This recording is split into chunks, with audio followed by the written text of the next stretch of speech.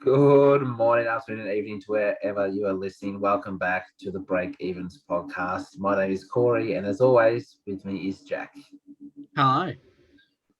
Welcome to round one, Jack. It's here. We're recording this on Monday night, which is 2 days before the first game, but round one is officially here. So welcome everybody to Supercoach season 2022. We've had it all this past week. We've had vaccinations, we've had injuries, health and safety protocols. It's all popped off, and just And it's all happened at West Coast. Yep.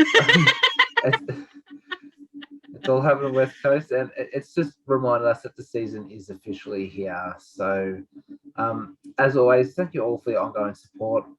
We've had a great amount of people find us on Twitter this week again. A lot of interactions there, a few more polls.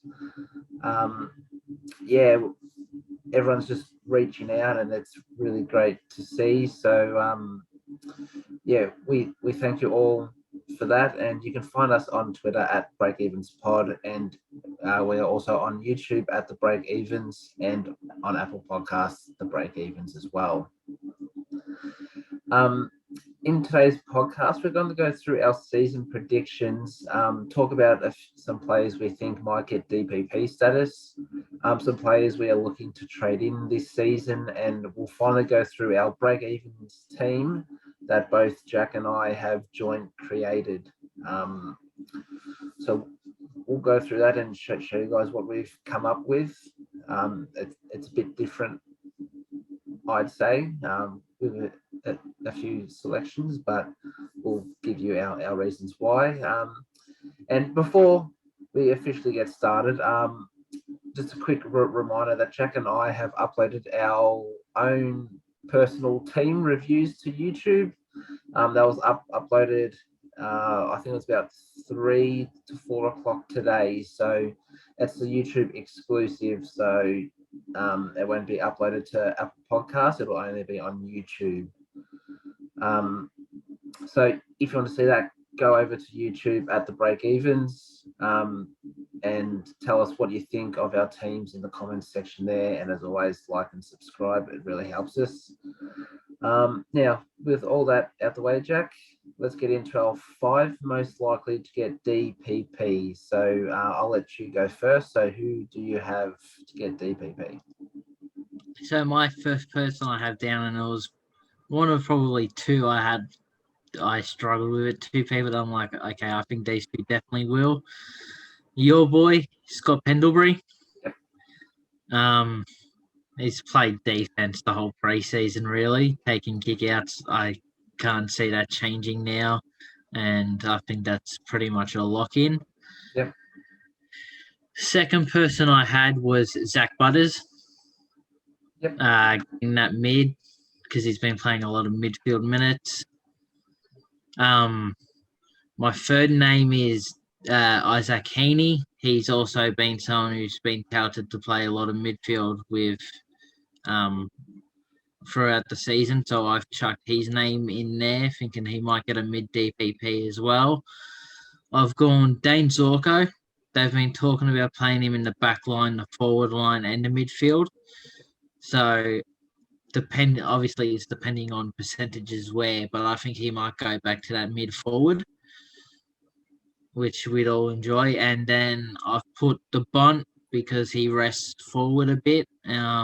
I don't see that changing with how stacked the Bulldogs midfield is. So he's someone who might get that forward DPP as well. Yep. So just for people out there who might not know, for someone to get DPP status, they have to play 35% of the time in a different position at centre bounces and ball ups, and that's over a 6-week period. So from rounds 1 to 6, if, as you say, Jack, Pendles starts in defense 35% of the time or more, he will get that defender status. And if someone already has DPP, they cannot get a third or a fourth. But they also can't lose it, correct? And they can't lose it. So let's say Paddy McCartan, for instance, he's defender forward. If he stays in defence all season, which we think he will, that doesn't mean he'll lose his forward status. He'll stay the defender forward. Interesting, we only had two people similar, Jack. Is that Pendlebury and Butters? No. So my number 5 spot, I had Bont, mid forward. Just as you said, there's talks that he might spend a little bit more forward. He has the last season and a half has played a bit more forward, and seeing that in pre-season he seemed to be down there a bit more. I think he's a big chance to get DPP. The only thing is, I don't know if you've heard, Jack, but Lockie Hunter is not playing round 1. He's been dropped due to form. Oh, really? So there might be a spot there for Bont to play a bit more midfield time, or Trelaw might push up, play more wing. Yeah, so fantastic for my Supercoach team. At number 4, I had Pendles. We've heard all pre-season he's going to be on in that defense, and obviously still playing some mid-time. I think he'll have enough backline time to get DPP, which means if he averages 100 because he's playing midfield, he becomes a great option if you start him, or as an upgrade target. Could be a bit cheaper, and could swing back into your defense, which helps with versatility, which I've spoken about a lot with my structures and stuff. So yeah, Pendle's there. Number 3, I've got Jordan Dawson as a defender. Moved to Adelaide, and they've said basically wing and inside mid. So he's basically not going to go into that back line unless they have a few injuries. With Rory Laird out for the first couple of weeks, they might cement that DPP, as he might just be that inside mid the whole time. So yeah, he's definitely one to look out for. I probably wouldn't put him in the midfield, but this is most likely to get DPP, and I think he will. Number 2, Mitch McGovern. He's just a forward at the moment, but he's been playing in defence all pre-season and has looked good. So I think he'll play most games just in that defence. And there might be a game here and there where he might have to swing forward because Curno's gone down with another knee injury. So he might have to swing forward here and there, but predominantly defence. So I've got him there. Number 1, I've got Rowan Marshall. He's usually just a ruck. When Paddy Ryder comes back, or if he comes back, Marshall should get forward status, because when Ryder's in the team, Marshall is pushed deep forward a fair bit. So he might not get it in the first 6 rounds, but maybe between rounds 7 and 12, he might. Where I think the other 4, well, apart from Bond, but Pendles, Dawson, McGovern, pretty much locked in for DPP in the first 6 rounds. Marshall and Bond might be later in the season, but that's my top 5 there. I've got 4 more names here who I think might get some DPP. I've got Travis Boak, Jack. He's a mid at the moment, but with his age, he might spend some time forward. How much we don't know. But he has the last few years as well spent time forward line. Yep. He just needs to spend that 35% on an average in 6 rounds. So if he does, he could be a great forward option, especially with our lack of forwards.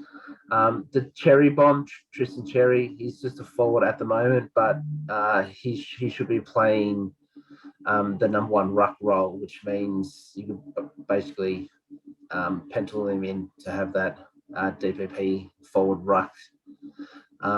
Another ruckman, Brayden Pruce. He's not the number 1 ruck at the moment, and he's only stated as a ruck. So even though he's missing the first round, he could easily get that forward status, being the big man out of the goal square. And the last one is Dylan Shield from Essendon. He's a mid only. There is rumours going around that he'll be playing a bit more forward time. So like Boak and like Bond, if they play enough forward time and that mid time as well, and average, that 95 to 100, he could be another one put into the forward line there. So that's what I got for that. So there's one name that's just come to my head. Yep. Toby Green, when he comes back, will be playing midfield and forward. Yep. So he's someone who can get midfield DPP. Yep. As a forward only. Yep. So let us know what you guys think. Who did we miss?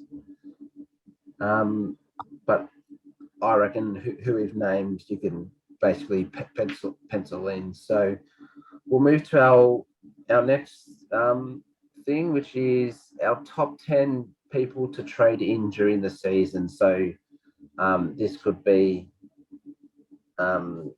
between the rounds of 6 to 12, or could be near the buys, could be after the buys. 10 people that we want in our teams by season's end.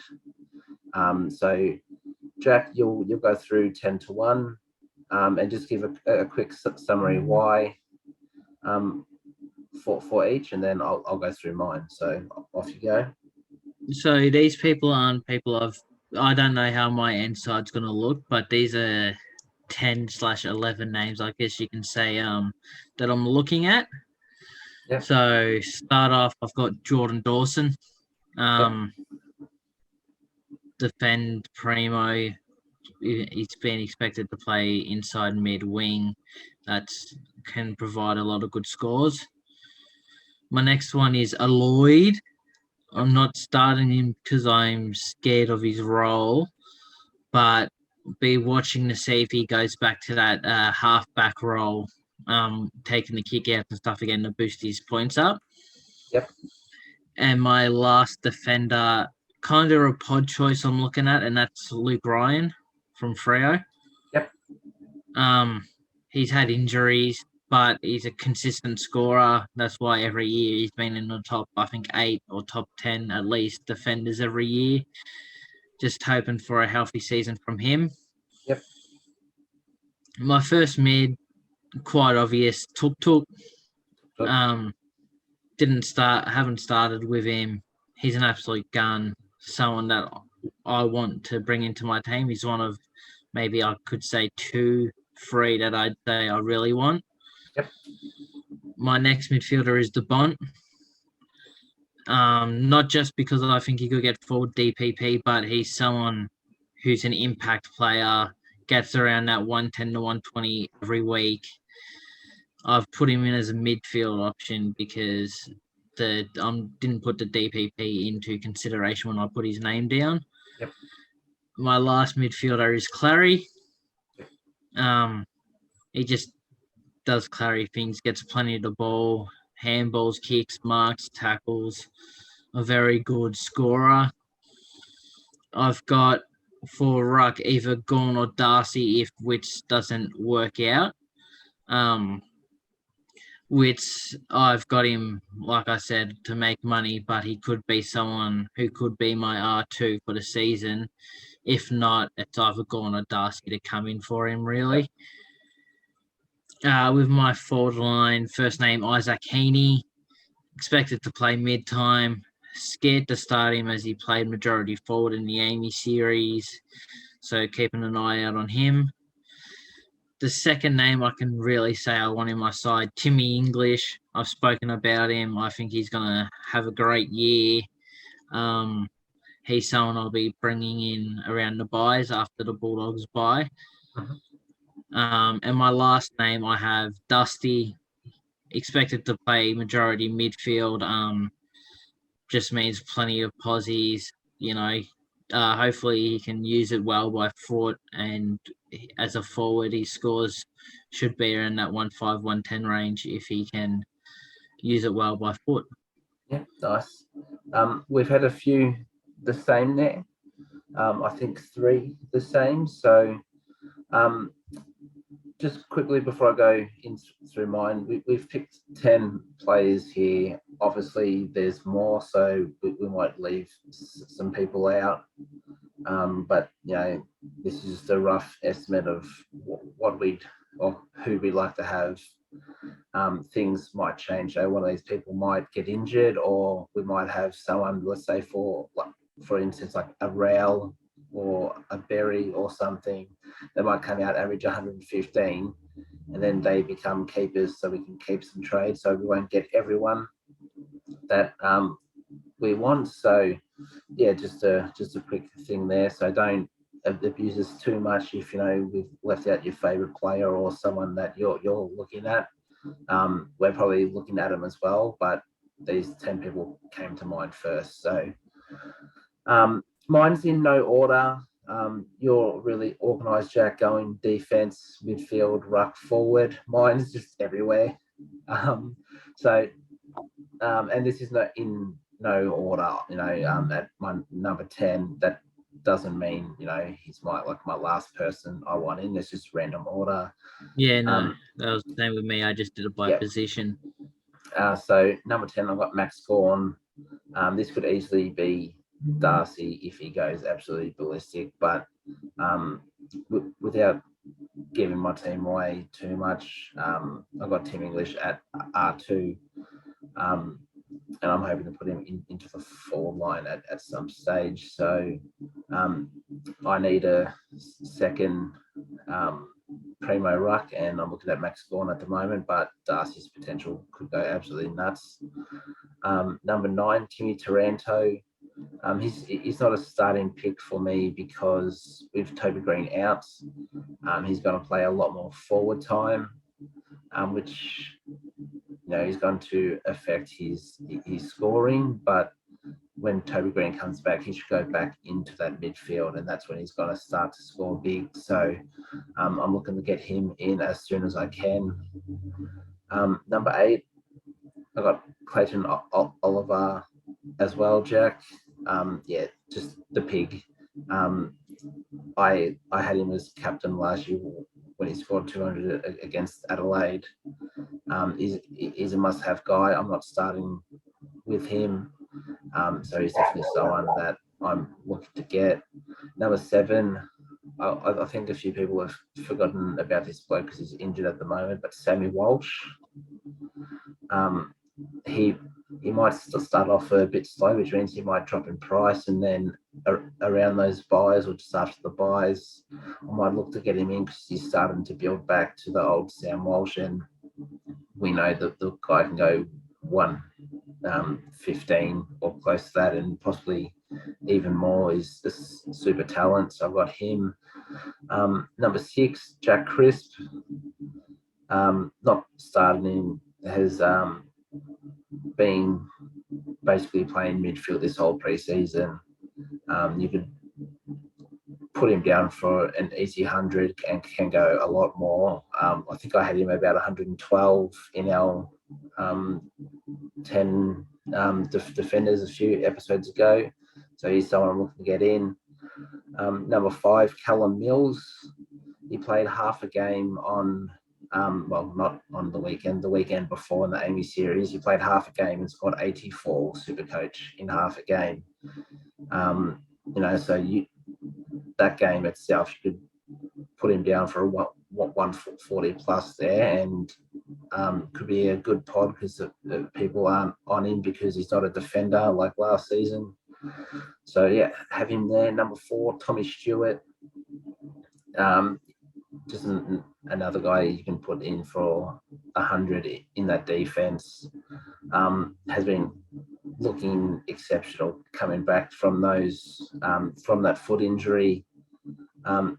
Apparently in doubt for round 1, so he's definitely not a start option if he doesn't play, obviously.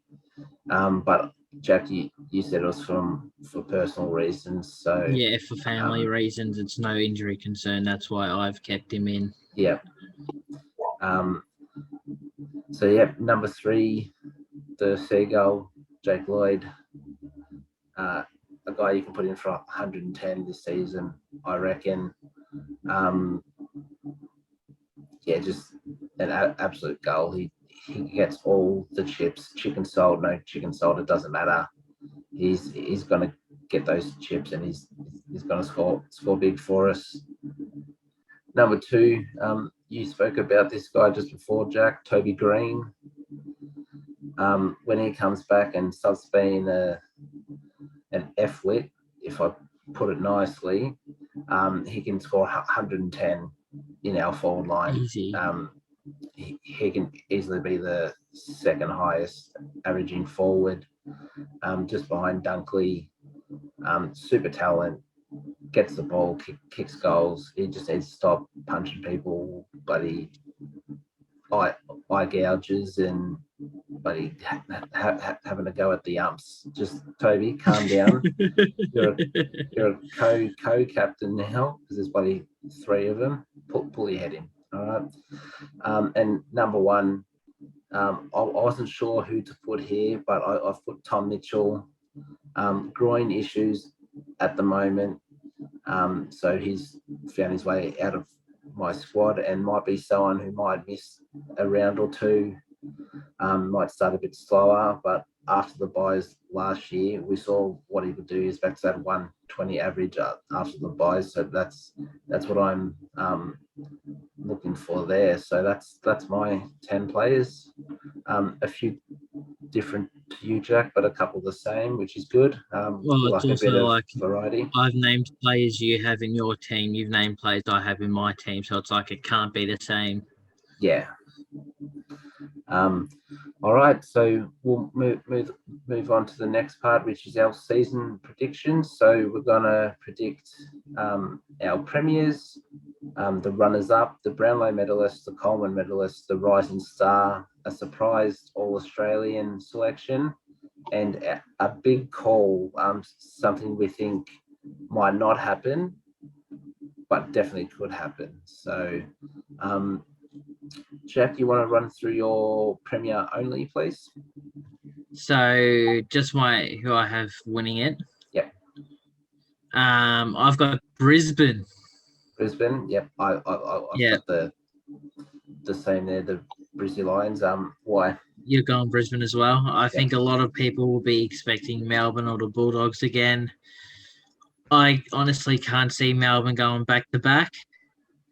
It's a very tough thing to do. It's nothing against them. They're a great team, a great side. It's just something that's very hard to do, and it takes a toll on every player's body having that limited pre-season the season before, or like now with them, because they won the premiership, had to play an extra month of footy. It's very hard on players' body, so that's why I don't have Melbourne winning it. Yep. So I have Brisbane as well. It's very rare you see, the same 2 teams play in consecutive grand finals. Off the top of my head, I think the last one to do so was it Sydney Eagles, wasn't it? Sydney Eagles, 2005, 2006. Yeah, that's what I'm thinking. Or did like Hawthorn and Geelong do it for a few years? I'm not sure. I can't remember the Hawthorn three-peat. I know West Coast Freo were in there, but then when Sydney. Geelong won, There was it's like when Sydney Geelong won, there was Collingwood Saints. Geelong there was Saints. Hawthorn Geelong in like 08. Yeah, so it's very rare. I think it's the same 2 I think teams. it's West Coast Sydney. Yep. And if we're wrong, let us know. But and any Queensland viewers that support Brisbane and you're happy with that, give us a thumbs up.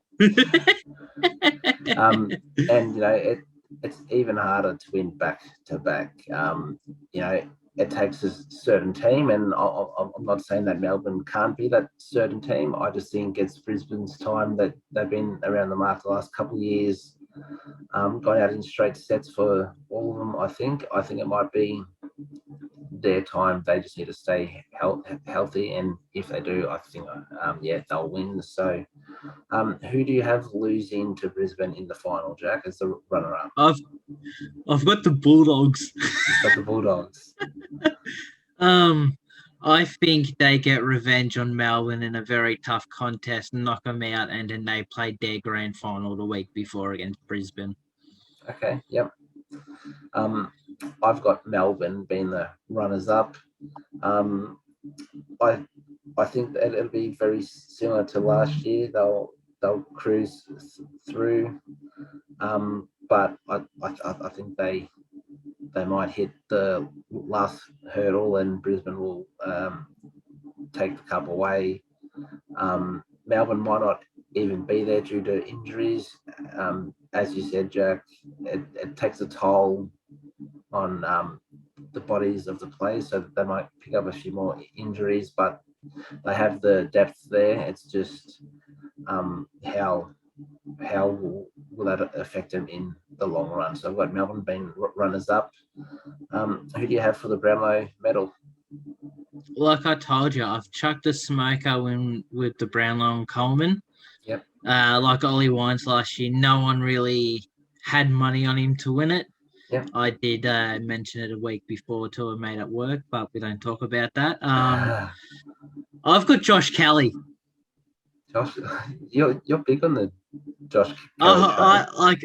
I rate Josh Kelly. I think with Green out first 5-6 weeks, I think he's going to rack up a lot of points. I think the Giants do very well this year, as you'll find out later below.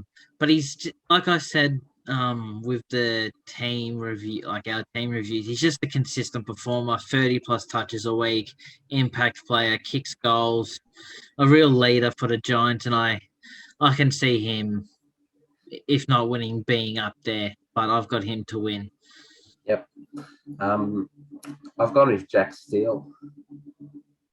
A big impact player, the leader. So Saints might not win as many games as GWS and stuff, which might hurt his vote count. But the games they do win, or the tight games, there's only one man I see taking votes, and that's Jack Steele. Does it all. Possessions, tackles, hits the scoreboard. He's in the midfield, so the umpires will probably notice him a bit more. He's just going to be everywhere, and it's typically a midfielder. So, yep, Jack Steele is my man. Who do you have for the Coleman, Jack? I found the Coleman the hardest. So I did that. Coleman was the first one I pretty much put down. I've gone with Bailey Fritsch. Like I said, it's like a smoko, I guess you can say, a smoky pick. He's just a consistent goal scorer, and like big games don't faze him. He kicked 6 in the granny last year, and if finals counted to the Coleman medal, he would have won it last year. But obviously finals don't count, which is fair enough. But yeah, like I said, I didn't want to go a big name on it, to go someone that's a little out there, but not Jeremy Howe to be the best defender in the comp out there. So Bailey Fritsch usually finds a goal or two a week, and he can easily kick a bag. So that's why I'm going with Fritsch. Yep. I've gone a slightly out there guy that I don't think people will think about too much. I've gone with Aaron Norton. He is a guy that can clunk marks with his eyes closed. He launches for every ball, so he gives himself the best chance to mark the ball. He's usually a pretty good kick. Sometimes he might spray here and there, but with the Bulldogs, there's a lot of chances for him. If he stays healthy, I think he's a big chance. He's been looking good pre-season, so I'm going to back him in. My mate from uni, Nort's all over it. So, Yeah, that's what I've got for my Coleman. Jack, who do you have winning the Rising Star? So for me, it was out of two names, Horn Francis and the man that I put down, Nick Dacos. That I did find that tough. I'm like, oh, who do I go for? But I'm going with Dacos. I think he will stand out a bit more with that halfback mid compared to Horn Francis forward mid. So I'm going with Nick Dacos, your man. Yep. I was tempted to put him down for the Brownlow, but I was like, I have to be realistic for this. So, yeah, I've got Nick Dacos as well. He's an accumulator of the ball. So, you know, he's gonna get 25 plus possessions off that halfback. The umpires, they look at the stats. Oh, this person's got, you know, so many disposals, whatever, and his rebound and ability to make the right decision each time he has the footy, I think is going to stand out. And it's really a one-person race for me, unless he gets injured or something. As good as, you know, Horn Francis and Josh Ward, and you know, Rochelle and stuff like that, I don't think they get anywhere close to Dacos with the role he's in. As you said, Juan Francis playing, you know, a good chunk forward, so he could go quiet, so he won't be noticed as much. So I reckon we just lock in Nick Dacos there. Your surprise All-Australian selection, Jack? Another player I'm massive on, Will Powell. Yep. He's shown last year, especially towards the end, very good by foot. I think he played a bit of wing towards the end of the year because of injuries and stuff, and he kicked an amazing goal. So he's shown that he can push forward and kick goals every now and again if he plays wing, but he's quick, great by foot, a good mark. Like, he is a great talent, like I talk about a lot about him, and I don't think he's someone where you go, oh, All-Australian defence Will Powell. So that's why I've chucked him in. Yep. I've gone with your mate, Jack, Justin McInerney. Ooh, my mate. For those that have listened to the last podcast and our team reveals, I'm big on McInerney this year. He's looking brilliant. Gets the ball, runs, uses it. Much like Dacos, he can be a big accumulator when he has the right role, and I think this year he will have the right role, and they might look to him a bit more with Dawson out. So McInerney's in. But, you know, it comes down to what the AFL think and the fans, and, you know, the fans will always pick the big names, and those guys that have, you know, done the hard yards for a few years and have now showed what they can really do. They usually get swept under the rug, which is annoying. But yeah, Justin McInerney, surprise AA. So there you go. So on to the big call. So the big call is, as I said, something we think could happen, but there's a high chance it might not happen. And in my case, I don't want it to happen, but I think it will. So Jack, what's your big call? So my big call, I think Geelong fans will love it. Just seeing a headline this. Geelong have sacked senior coach Chris Scott after another short finals run. I was so tempted to put that down. That was my second option, but I've gone for a more comical one. But that was my second one. I don't think Chris Scott is a great coach. He's got a great experienced team around him, which makes him look better than I think he is. A lot of Geelong fans, and I've got a mate or two that are Geelong fans, that are very frustrated with Chris Scott because he sticks with the one game plan, and like in the 2019 grand final, or 2020, against Richmond, where they were all over Richmond in the first half. Third quarter, Richmond comes out fighting. he doesn't change a thing.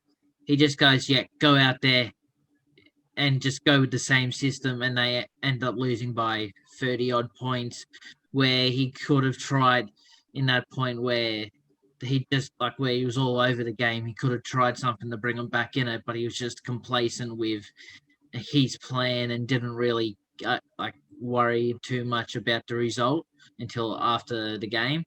Yep. So I've gone with that. That was pretty easy for me.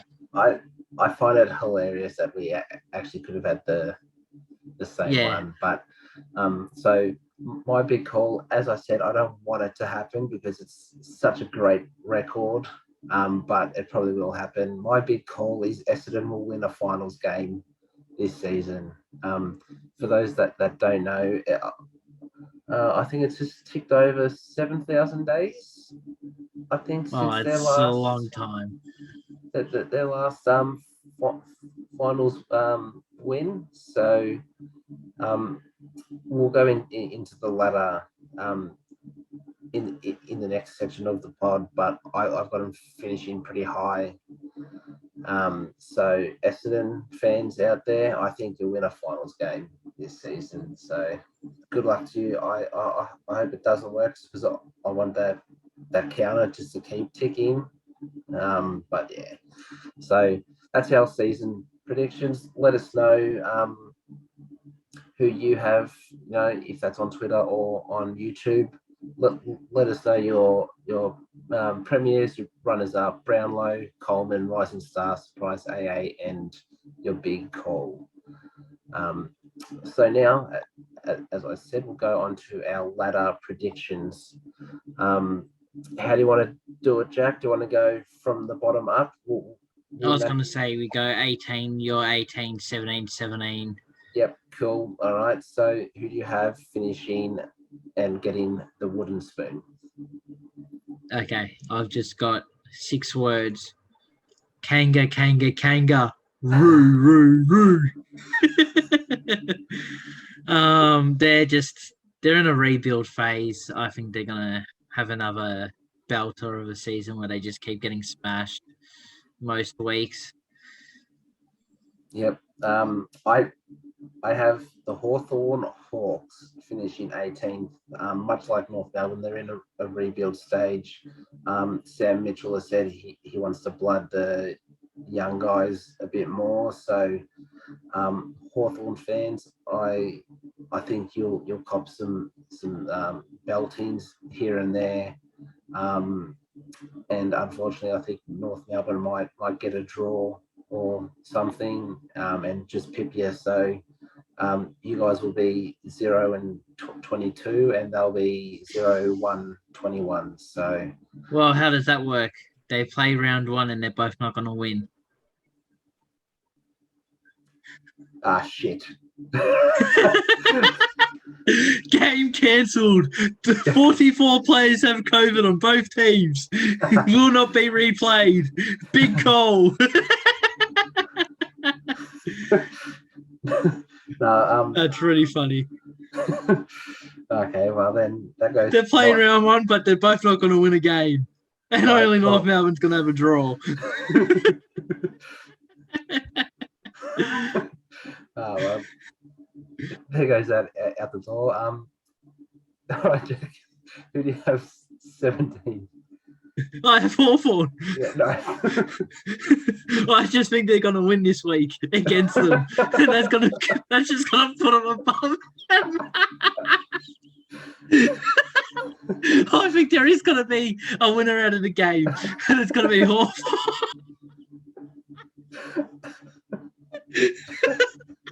Oh, shit. Well, the one bunch of people that aren't going to win this week in that game are the fans, because that's going to be an absolute stinker of a game. Final score 1-0. All right, so 17th, I've got North Melbourne.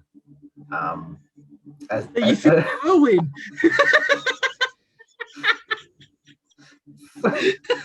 Flip a coin, mate. Flip a coin. Alrighty, let's get away from North Melbourne and Hawthorn. Who do you have finishing 16th, Jack? I've got Adelaide. Okay. I just can't, like, they're also rebuilding. I think they'll win a couple of games. They started the last season off really hot and then dropped towards the end and finished around the same spot. I can see them winning a few games throughout the year, but not too many. Yep. I've got Adelaide 16th as well. I just think they're going to win more games than North Melbourne and Hawthorn. You've got them both not winning one.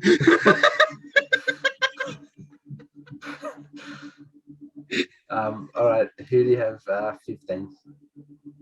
I've got the Collie Wobbles. Yeah. I was stuck between Eagles Pies. I've got them around like maybe a game in it. A draw. I just think Collingwood's a very young side.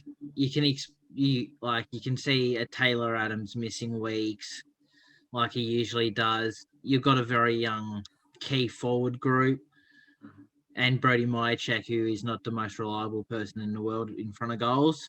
So no, he's a good kick. He just doesn't get enough opportunities sometimes. Yeah, I say because there's weeks where he kicks 0 goals free, but then there's weeks where he'll kick 3 straight. So it's just that inconsistency for me that has you, and like you're also rebuilding new coaching staff, new game plan. It's going to take a while to get used to, really. Yep. Funny enough, I've got Collingwood as well. I think we'll finish anywhere between 15th and 12th. Just depends on how we go, but I'll put us at 15th because, as you said, we're in a rebuild. Last year we almost got the wooden spoon, and I think we will improve this season. As I think Adelaide and Hawthorn will do worse. I reckon give it 3 to 4 years and we might be pushing for a top 8 spot, but at the moment we're not going to win many games. We'll probably beat Adelaide, North Melbourne and Hawthorn. That's why we're finished 15th. So who do you have 14th, Jack? Like I said, it was between Collingwood and the Eagles. I've got Eagles at 14. I just think Adam Simpson's experience will keep them around that 14 mark and above Collingwood. They have a lot of injuries, COVID and stuff like that, but Adam Simpson is a quality coach, unlike Mr. Chris Scott. He's in a tough situation at the moment. I think he can keep him at a reasonable spot there. Yep. Just want to point out, Jack and I, we didn't have a clue who no. We had certain teams because I've got West Coast at 14 as well. And just to further your point, when was it? At 5 o'clock today, there was some news coming out of West Coast. As we knew, Tim Kelly has tested positive with COVID. Liam Ryan is in health and safety protocols now as well. And Nick Natanui was not at training today. He did not train. So I don't know if that's a COVID thing or is it a niggle or something. So really they might go into round 1 without Ryan, Kelly and Natanui along with the 16 other people that are injured. So it's got to be a tough year for West Coast. I originally had them finishing 11th, but with all the injuries and stuff, I've put them down to 14. So you got a 13, Jack? I've got their crosstown rivals, Freo. Okay. They're just one of those teams. They're like, one week they can be exceptional, the next week they can be shit, but they average throughout the year. They get some surprise wins. They get some surprise losses. They win games they should. They lose games that they should. So I've got them at 13. They're a team that can easily be 8th, but they also can be easily 17th. It's just they're a team that it's hard to place them. Yep. At 13, I've got Gold Coast. They're an improving side. Finally, they've been at the bottom for so long. I feel like that they've picked up the wrong people at the right times. They've drafted the wrong people at the wrong times. But I feel like Stewie Jew's got a good core now, and a bunch of leaders that can put them in the right direction. It's not going to be an outstanding year for them, but I think it's starting to look like they can start to push for a top 8 soon in the next few years as well. So I've got Gold Coast at 13th. 13th. Jack, you got a 12th. I've got Gold Coast. Yeah, Gold Coast, if they kept their, you look at all the players they've lost from when they've started as well. They've lost a huge amount of all Australians, a huge amount of premiership players now. Just a lot of quality that they had have walked out the door. I feel like they've drafted well this year. They've got players who want to play for them. People like Ben King, just signed a 2-year extension for him where everyone's like, he's going to piss off like Tom Lynch did. Yep. He's committed to the club. So there's something right going for him, and that's why I've got him at 12. Yep. At 12, I had Freo, so we've had the same there, but we just switched them like Hawthorn and North Melbourne. The Dockers, much like the teams I've got from 11 to 13, there's sides that are improving and they're starting to build a good squad that can start to compete. I totally agree with what you said, Freo. They're a bit up and down. Hopefully they get a bit more consistency this season. I've got them winning a few more games this year. I've got them at 12, but they could easily shift from that 11 to 13 spot. So who do you have at 11, Jack? This might be an interesting choice. I've got the Saints. Yeah. They seem to get hit by injuries a fair bit. Like they've already got Ryder out, who's in their best 23. They're another team where they can pull out some amazing wins, close wins, but they can also lose a lot of close games and also can get thumped out of nowhere. Yep. Like Freo, they can easily jump to 7, 8, but they can also drop to 15. So I'm sitting them at 11. I'm sorry, Saints fans. Maybe, hopefully, you can keep players healthy, and you got some of your big names can start performing a bit more consistently and help Jack Steele out to boost you up a bit higher. Yep. I've got Saints at 11 as well. Thank God. I totally agree. As I've said, 11 to 13, they can, mix around, jumble. So at 11, I have the Saints. So Jack Steele's the main man there. He needs to start to get some help, as you said. I feel like that they have a good spine, so good halfback,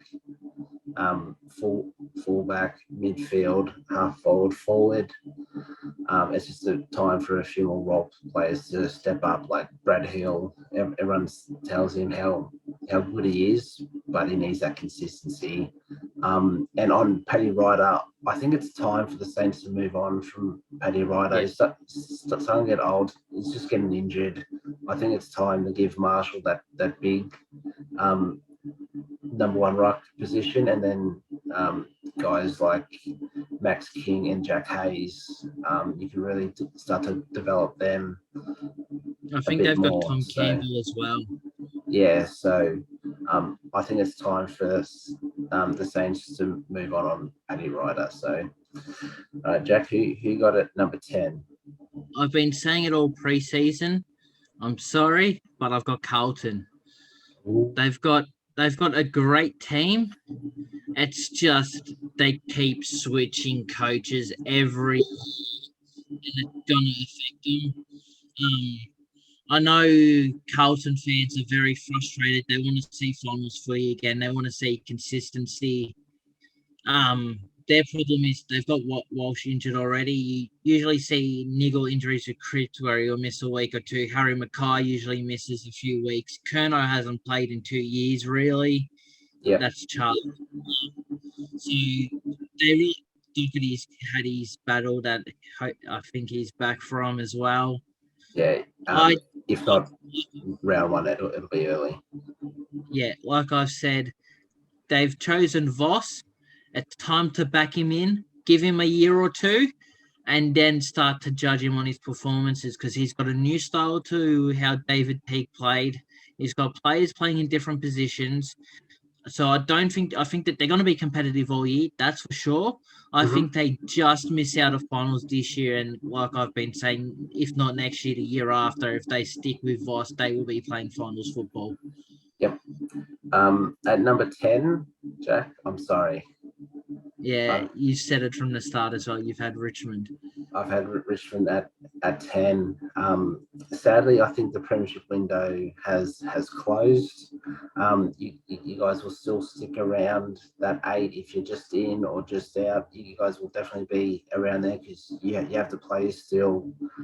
But a few of your better players are starting to get a bit older, so it's time to play a few young kids, let them develop.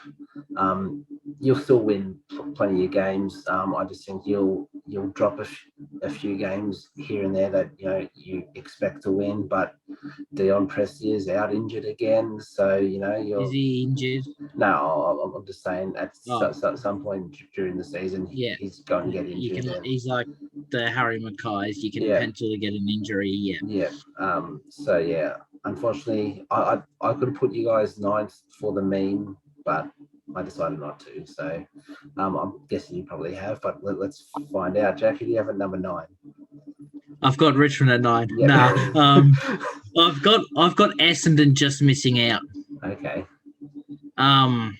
Your big call was they win a final. I think they just miss out. You see players like Shield, Stringer, big players that make their team good get injured and miss weeks. We've seen Essendon are a very young side. They've been messing around with Merritt at half-back a bit. I don't like it. I don't think he can do much at that half-back to help them win more games. I think they are the Essendon of last year. They lose games where they should win. They win games that you expect them to lose. I have them just missing out on the 8. It'll be very close, maybe a game or 2. Yep. So before I get to my 9th spot, just on Zach Merritt, I think they're thinking behind the halfback is he'll play midfield, but instead of resting forward, they might give him some time halfback, rest him there for a little bit, and then he'll still come off the ground. But give him that more time on ground, which means he has more opportunity to score points for Supercoach. But I think that's their thinking. So it won't be a whole bunch of time where he'll get DPP. It'll just, all right, we'll give him a rest on the halfback because he's one of their best kicks.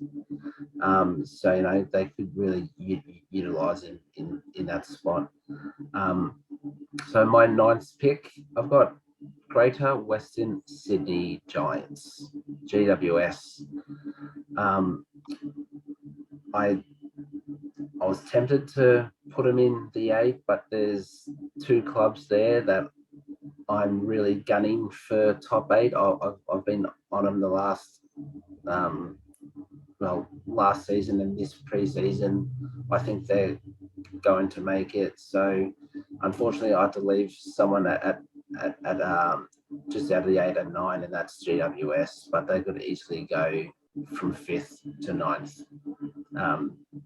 They're just a super consistent side. It's about time that they try and get back to the finals that they were playing they reach a prelim and a grand final. They can easily do that if Hogan stays fit, because he's looked good when he's played for him, because he's got good people actually giving the ball to him. And he's kick goals for fun. But yeah, I think a lot of things have to go right for him. So I've got GWS at 9. All right, Jack, who got at 8? Well, I've got an animal. I've got the horse. I've got the Swans. Swans. I think they finish 8th. They've got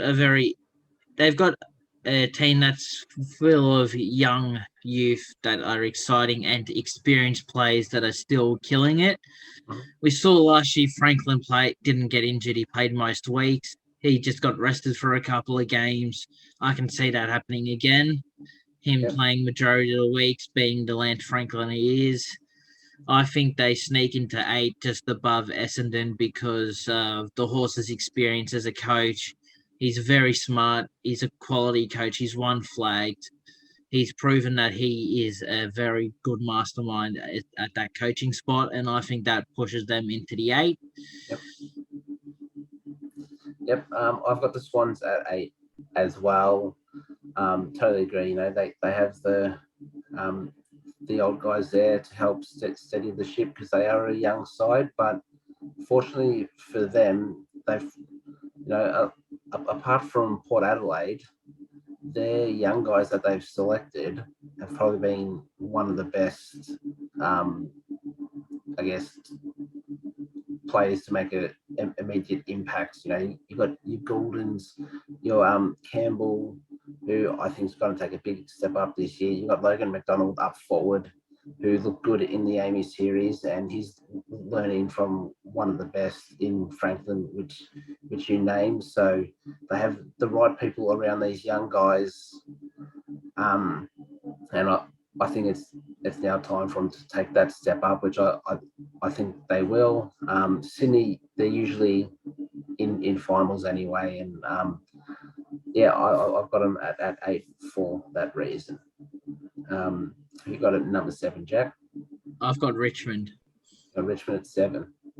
Yeah, I think we win enough games to make finals. I think we maybe luck a first round win and then go out in the second round. We've had big problems with injuries, and it's not just anyone being injured, it's our main crop. You see Cochin, Martin missing weeks. Grimes, Vloss Jr. isn't playing round 1, while Grimes might. Vloss Jr. isn't.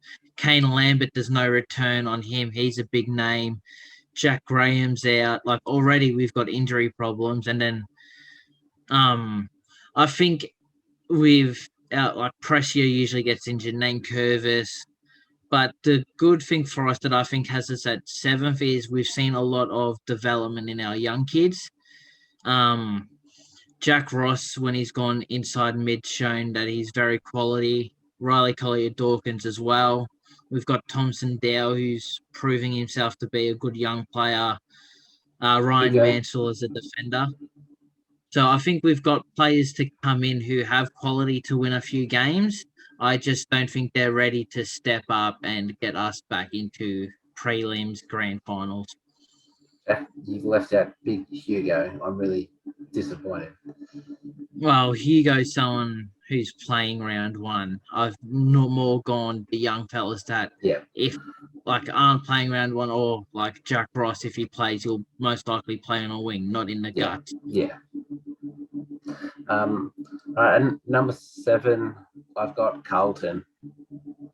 Yeah, because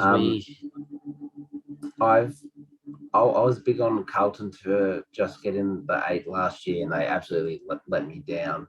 But they've had the best trade period of any side on the off season. They've brought in pure class in that midfield. Unfortunately, with Liam Jones retiring, that hasn't helped them too much. But I think Wiedering's still good enough back there to help keep everyone in line. they're going to win their games in the midfield. Hopefully, Harry Mackay, Charlie Curnow, they stay fit, so the midfield has someone to kick to, and more than just one person, for that nice variety and versatility. They've put McGovern down back, so that's their Liam Jones replacement there, really. So yeah, I'm backing Carlton in to have a big season, but I'm ready for disappointment again. So yep, Well, like Carlton, another name you can add on the injury list is Zach Williams. If he plays a full season, he is a gun, half back, midfield, doesn't matter, half forward, doesn't matter where you play him. He's an amazing player. He just needs to stay on the field. Yep. All right, Jack, who got it 6? Sausage. I've got the Giants. I think there's going to be a big sound this year coming from the west of the town. I said I've got Kelly winning Brownlow. I think the Giants finish 6th. I think they have a deep finals run, third, like semi-final, prelim final. I don't think they make the granny yet. They've looked very strong. The young players that have been playing instead of the Nick Hayeses and Phil Davises that usually go down have looked very solid down back. Lachlan Keefe, to name one, he's looked very good since he switched over from Collingwood. That tall defender that can stop players. And then their midfield's class, Toby Green to come back in. They're just a very good side. Yep. Number 6, I have Geelong finishing number 6, the retirement village. I think a small drop off, just because half their list is 43.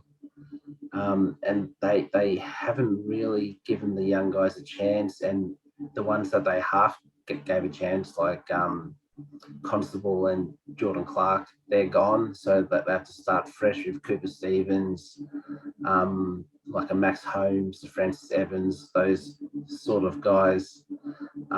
So they'll definitely still play finals because they're a classy team.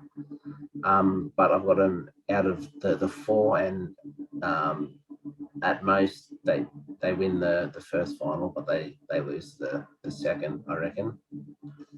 All right, Jack, you got a number 5. I've got Port Adelaide.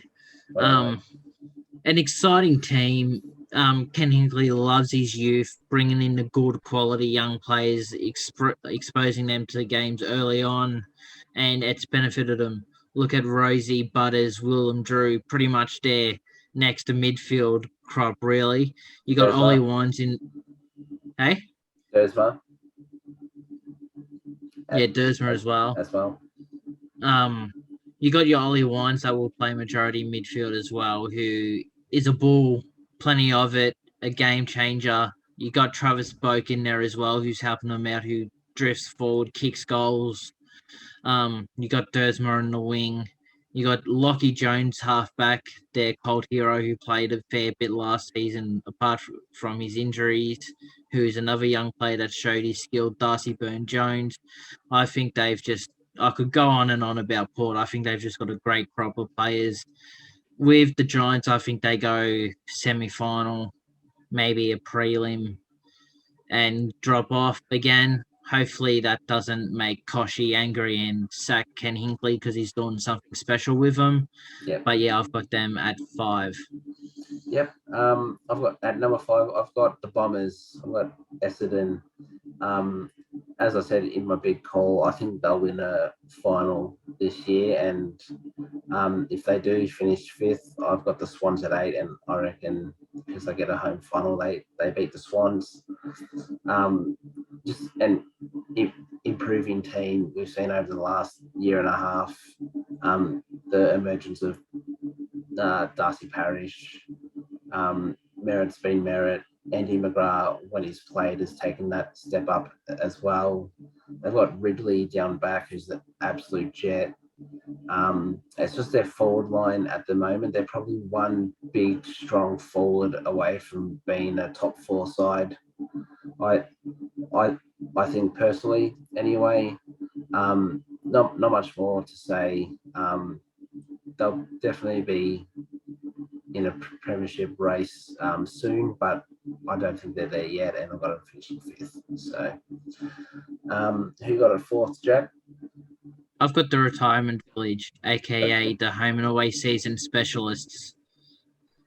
Every home and away season they kill it. Players like Luke Dalhouse, Gary Rowan, Gary Rowan go off. They look amazing, and you're like, yep, this is Geelong's year.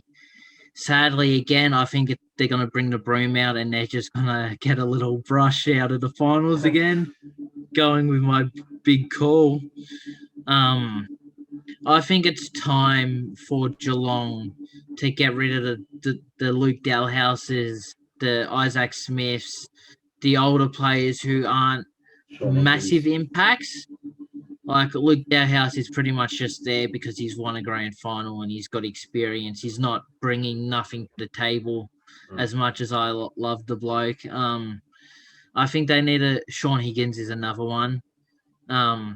I think they need to not worry about the experienced players, bring in their youth, and that's what's going to set them forward, and get in a good coach, of course. Maybe his brother, give him a call. I reckon Dalhouse needs to go back to the dreadlocks. But saying that you can only have one player with dreadlocks in the team, and Myers has taken that. So at number 4, I've got Port. Port Adelaide. I tipped them to win the premiership last season. Didn't quite work out. They've got a few players out at the start of the year. I think Dixon's a 50-50 maybe, and Fantasia's definitely not playing. But as you were talking about before, Jack, and as I said, they've had the best group of young talent come through. I'll name again, your Rosies, your Butters, your Drews and Dersmers, who they've got all 4 of them in the same draft, which is absolutely nuts.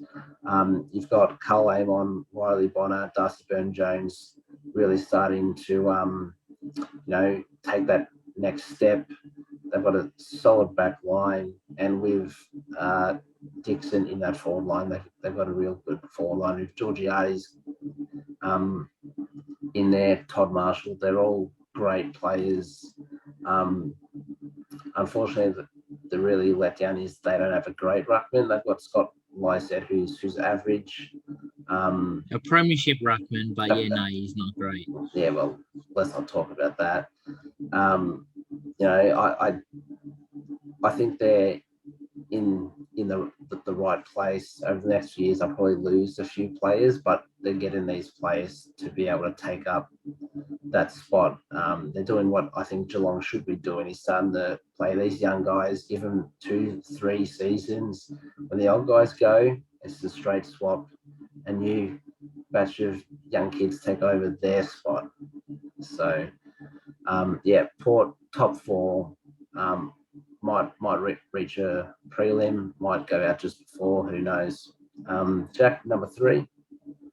I've got Brisbane at number 3. Okay. I think 1, 2, 3 is going to be very close. Brisbane, like we said earlier, because we both had them to win the flag, an amazing side, very good from full back to full forward. They've brought in young fellas that have done in well. They've done free agents. They haven't worried about the biggest names, really. They've worried about players who fit their system, and that Chris Fagan knows can play a role for them, and they've got Lockie Neal. Yeah. Fair. At number 3, I've got the Bulldogs. As you said, 1, 2, 3, you could just jumble them, and because they're all great sides. They should be 1, 2, 3. It just depends in what order. But I've got the Dogs. I just think they might drop a few games here and there. They might rest a few people just before finals, so they might be 3rd just on percentage. There's not much more I can really say. It's a great squad from full back to full forward. So, and that's why I've got Norton winning the Coleman. So, who got it? Number 2, Jack? I've got the Bulldogs. Bulldogs.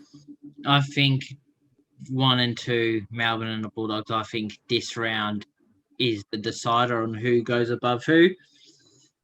I'm backing Melbourne to win. If you can obviously tell, because I've got the Bulldogs second. Like you said, they're a great team from full back to full forward. Got the biggest depth midfield that I have seen in a very long time. They've got 7 or 8 superstars that can go into that midfield. Yeah. It's ridiculous. But it's just time, hopefully for them, Josh Bruce can stay healthy because he showed that he was a gun for him last year before his injury. Norton can be a bit more accurate in front of goal, and I think that's what sets them apart. Yep. And to make them that flag-winning side. Yep. At number 2, I have Melbourne. I tip, along with you, Jack, Brisbane to win the premiership. So I'm going to back them in for the minor premiership as well. So Melbourne at 2, just a phenomenal side. I'm not going to talk about their players because we all know about their players. I just hope that they can all stay fit and hopefully battle it out for another premiership. So that's all I'm going to say there. Jack, your number 1 is obviously Melbourne. The home and away season, I can't see him slowing down. Like I said, I think the finals will probably get to them a little bit, and they'll just drop out before the granny, in my opinion. Yeah, hopefully they don't get any injuries. I think they're going to dominate the home and away season. I just think tired legs going into the final series might have them slip off just slightly. But yeah, I just think they're going to kill it. Yep. And obviously I have Brisbane number 1. I just think it's a team that's been improving the last 2 to 3 years. They've slowly just been getting up there. They've been swept in, I think, the last 2 final series. So I think it's about time they take that next step and that they make that final, they get that premiership. They have, along with Port Adelaide, they've got those young guys that are really starting to take that next step. And I think that's what's going to help build their side. They've got people back from injuries, like Neil's looking great. He had a shocker run of injuries last season. Jared Berry's back.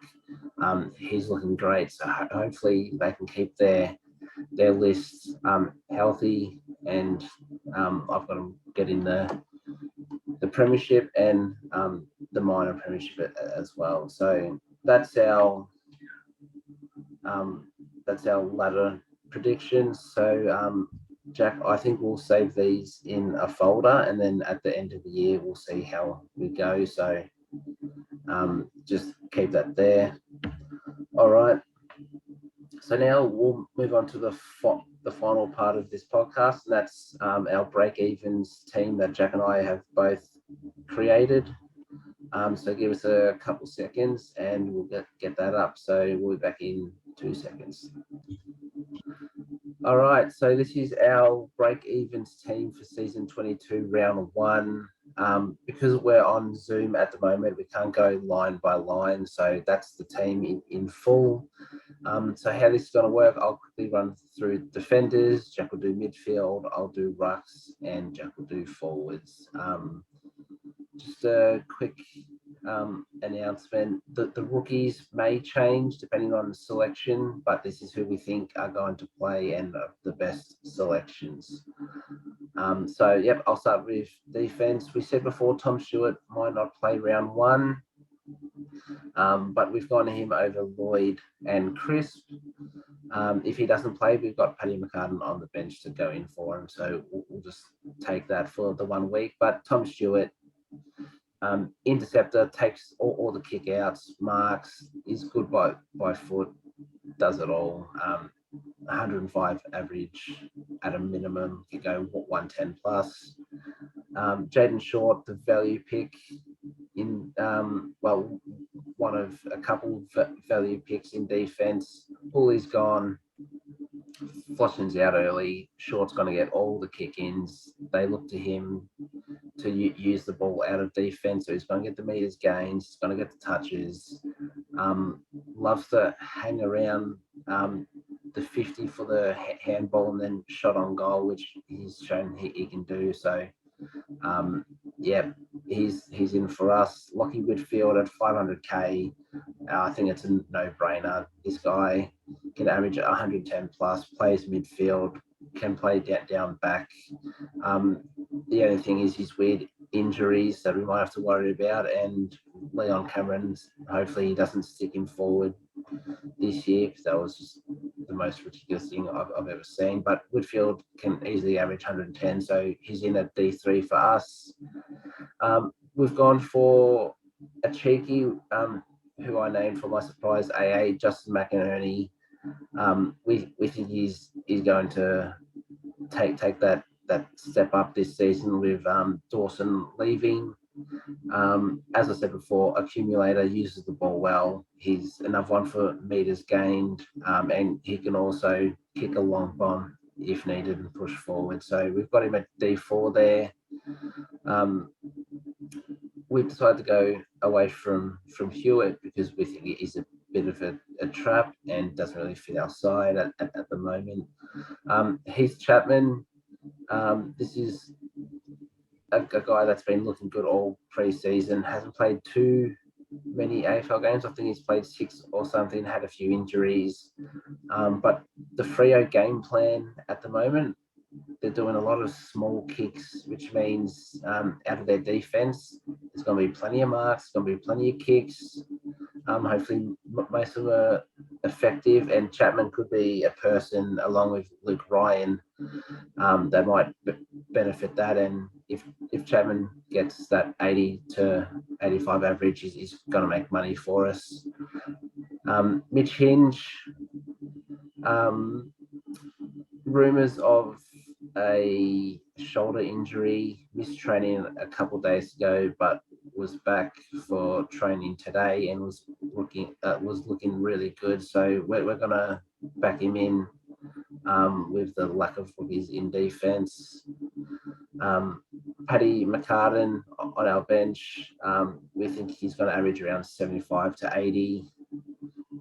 If any of our guys gets injured or starts to not perform as well, we could easily put McCartan in as a replacement and use the other guy as a downgrade if needed. And Sam DeConning,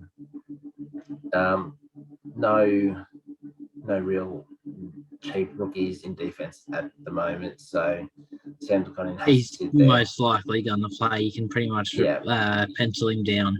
Yeah, won't be a big scorer. Will be round one. He might go burn. big with if Stewart does miss. Yeah, but with Stewart back in, he'll be that 50, around 50. Yeah, maybe even less. He'll be a slow burn, but he'll make a minimum of 100k. So that's our defense. Jack, go through the midfields. Just before I do, breaking news: Doherty will play round one for Carlton. Ooh, Michael Voss has just come out and said, which good on him. He's had a tough 7-odd months. It's really good to see players like that bouncing back and coming back in. I am a little shattered that he's coming back round one to play Richmond for biased reasons, but it is a very good thing to see. Yeah. No, that's it. It's great. He's a great footballer, great guy. So hopefully it's the last of these cancer issues for him. With midfield, I'm going to put McRae and Steele in as one. They're both amazing players. You know, with them, you can get 130 plus every week, if not most weeks. McRae, brilliant user by ball, one of the best that we have in the league at the moment. Doesn't matter, he could be stuck on the boundary line. He could do this weird little kick and it will hit a target. contested possessions. He's just a ball magnet. You can pencil him in for 40 touches most weeks, and you can't really say that about many people. With Jack Steele, he's all-round bull. Great tackler, with great pressure, good with smothers, the 1%ers, but also in attack, kicks goals. Gets plenty of the ball, uses it well. They're just I'd say the two must-have starters. Took would be there.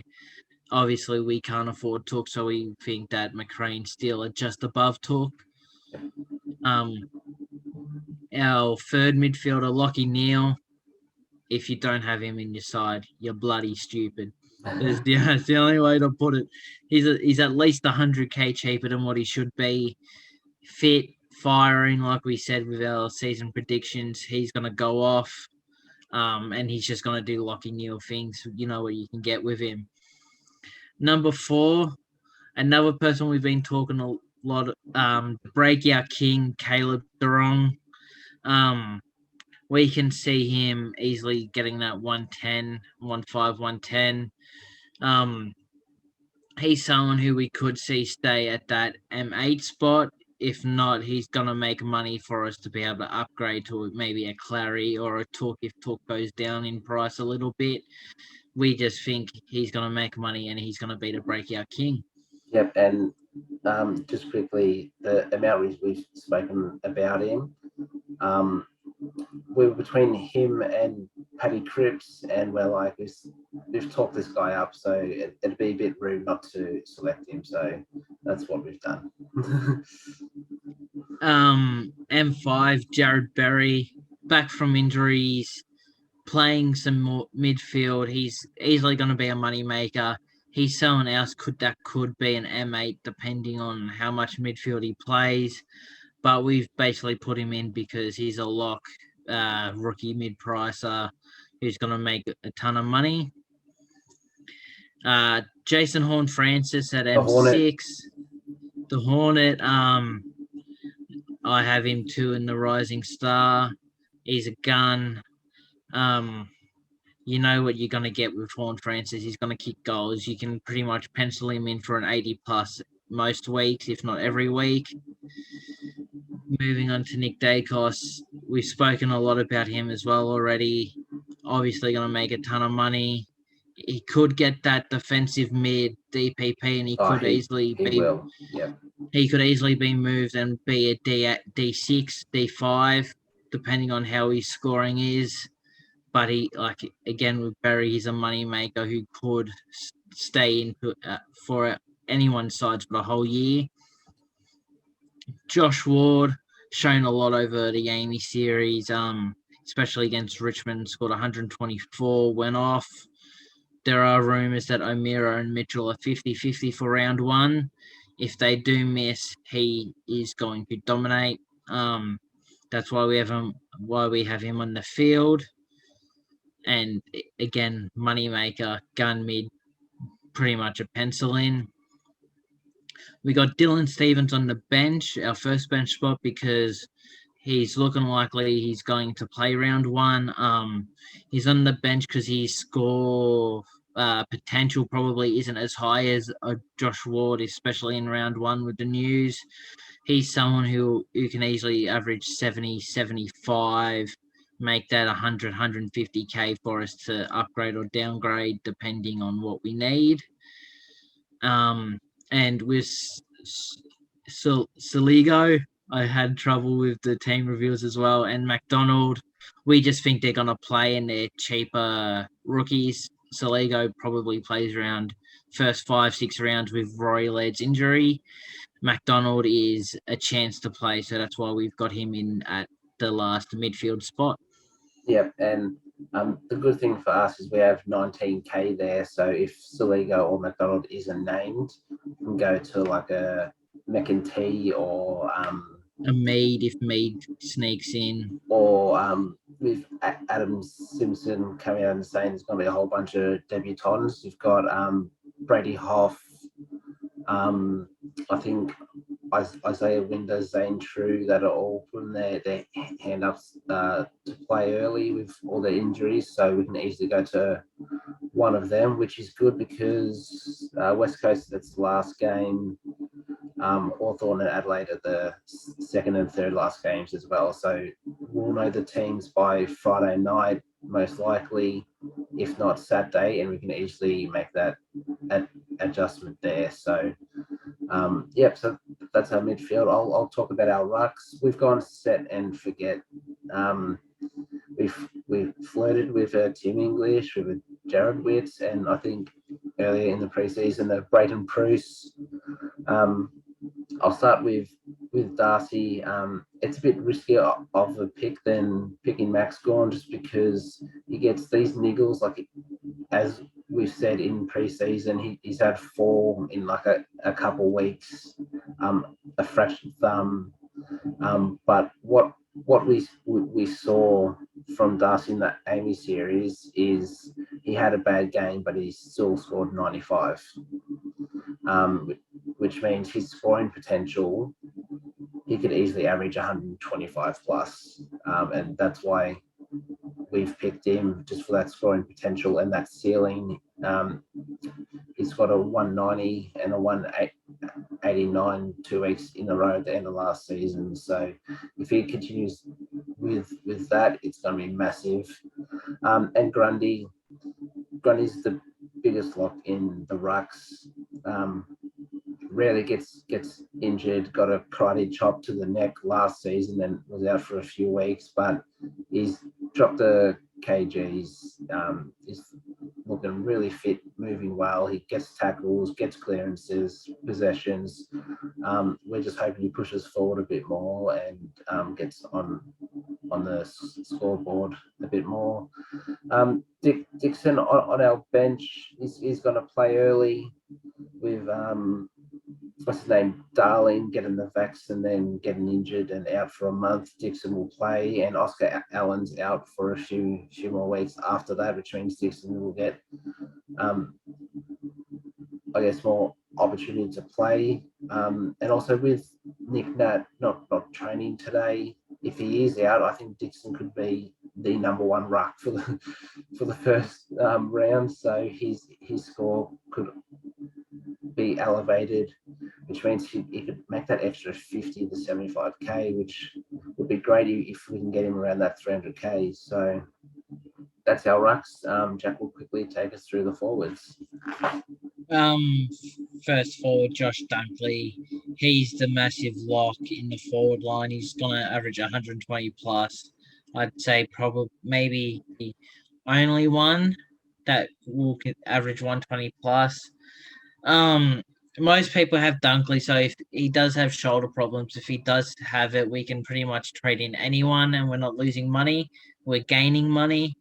Most people have him, so it's not really a risky pick, but Dunkley is an absolute gun, goes into the midfield, kicks goals.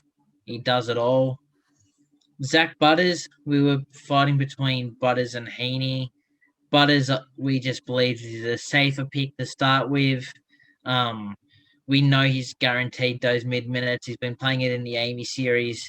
He gave away 5 free kicks in the Amy series and still scored something like 114. He's not going to give away 5 free kicks every week, so that can easily bump him up to that 118, 120 mark with Dunkley. Canelio, lock, everyone has him, and they're an alien. They're not human. They don't know what they're doing. He's looked as fit as ever, as Leon Cameron's been saying. He's going to easily get that 110 plus, playing midfield, playing forward, can kick goals. He's a big impact player. We've got Mitch McGovern at the 4th forward spot. We just think with his role change, he has better scoring potential than Charlie Curnow and a Cam Rayner. Fantastic hands, has always been a great mark. He's just had injuries that have let him down, and his goal kicking has gone down a bit, and that's let his Supercoach scores down in the past. In the defense, he's still got his great hands. He knows how to read the ball. He knows how to mark the ball. And there's a higher chance that he stays fit, as he's not the one leading to the ball. He's the one who's following, I guess you can say, and coming in from the side with the intercepts. Tristan Cherry is probably our risky pick. We think from the Amy series, he's going to be North Melbourne's number one ruck. And if he is, he can easily go 90 plus. Someone we can keep in the forward line. And if there is an injury to Grundy or Darcy, we think he'll get that DPP where we can switch him with a Dixon, put Dixon on the bench, bring in a Naish, and we've got our ruck cover. So, and then our last on-field pick is Rochelle. He's just a gun. He's gonna play, kicks goals for fun, gets the ball for fun. Most people have Rochelle as well. The first bench forward is a name that I put forward. Paddy Naish came in not too long ago, maybe a day or two into the Supercoach algorithm, whatever you call it. 189k. He's pretty much going to play round one with all the injuries they have. He'll sit on the wing. In the Amy series, he had 37% time on ground, had 14 touches and a goal. He looks like he's ready. He knows he's fighting for a spot now. He's not safe, so it looks like he's putting more effort into his performances. He's someone we can easily make that 100, 150k and upgrade to maybe a Tim English or a Dusty if he goes off, or if there's any midfielders that get the DPP. And Jack Hayes is the last forward. My boy. Your pick, your boy. He showed a lot of promise in the Amy series. He didn't score well, didn't get much points. 64, but, I think. But he showed something that most ruckmen or people at that height don't show, and that's something why I think we went Darcy and Grundy over Agorni is their second, third, and fourth efforts. He showed that sitting at full forward, he'd lose a marking contest, he'd go for the ball, he'd go for a tackle, he'd chase for another tackle. He was just being a massive pest at his height, and anyone at that height's not an easy person to go through. So he loves his pressure acts, can kick goals, can mark. At 102k, we're really not losing much. But he's also someone like Dixon, which we think could also be loophole options if they don't play. So that's why we've got Hayes in the last forward spot. Yep, awesome. I'll just quickly go through LVC and C. I think most people are going to go McRae vice captain this week, but we've settled with Jack Steele. We just think Steele has a better opportunity to go big against Collingwood. McRae could get that 130, and he probably will, but we reckon Steele could push that 140, 150 plus against the Pies. So we've got him there. At the moment, we've got Lachie Neale, but we'll probably chat tomorrow, and they might change to Darcy against Riley O'Brien. But at the moment, we've got Neale against Port Adelaide. He's just looking good. And it's at the Gabba. Yeah, he does well at the Gabba. Yeah, he plays well at home. He's looking like the Lachie Neale of old, so he's going to get possessions. He's going to tackle, contested beast. And in the pre-season, he's been getting forward and hitting the scoreboard. So that's our selections at the moment. But as I said, we could go Darcy against Rob. I reckon Darcy could tear it up. So if we don't go Lachie Neale, it'll be Darcy. So that's our squad. So let us know what you think of the team in the comments section or on Twitter. So that'll do us for tonight's podcast. What did you think of our season predictions? What do you agree on? What don't you agree on? Who who would you have where, or who are you looking to bring in? Do you like our big calls, don't you? Yeah, What big calls do you have?